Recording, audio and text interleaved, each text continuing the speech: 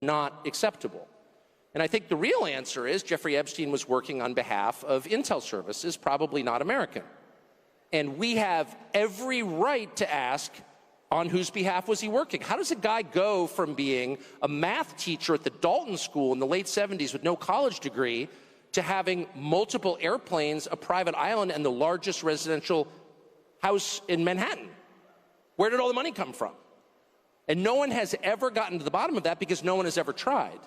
And moreover, it's extremely obvious to anyone who watches that this guy had direct connections to a foreign government.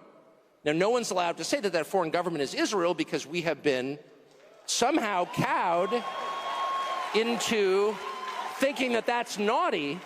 There is nothing wrong with saying that. There is nothing hateful about saying that. There's nothing anti-Semitic about saying that. There's nothing even anti-Israel about saying that. I've spent my entire life pretty much in Washington, where I knew and loved a number of people, including one very close person who worked at CIA. That has never prohibited me from saying, I think the CIA has done some horrible things, murdered a bunch of people, participated in the murder of a sitting U.S. president. It's got a whole trail of crimes. That doesn't make me a disloyal American. It doesn't make me anti-American in any sense. I was born here. My family's been here for hundreds of years. I love this country. That's why I live here. So criticizing the behavior of a government agency does not make you a hater. It makes you a free person. It makes you a citizen. You're allowed to do that because you're not a slave. You're a citizen. And you have a right to expect that your government will not act against your interests, and you have a right to demand that foreign governments not be allowed to act against your interest. That's not creepy. It shouldn't be forbidden.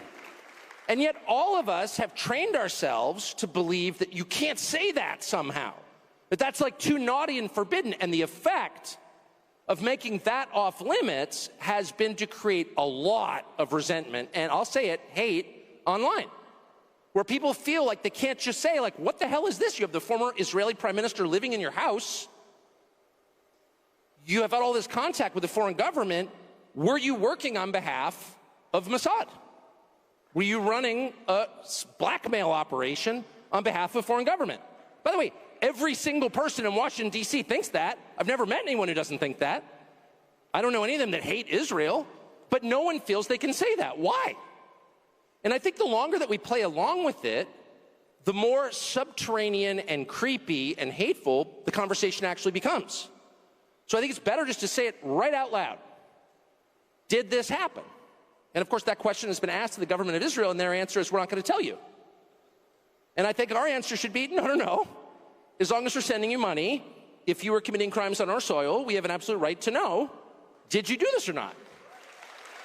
And yet everybody has been so brainwashed into thinking that's somehow an expression of hate or bigotry, when it's not.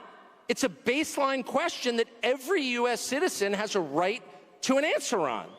What the hell was this? And by the way, if it turns out that it was nothing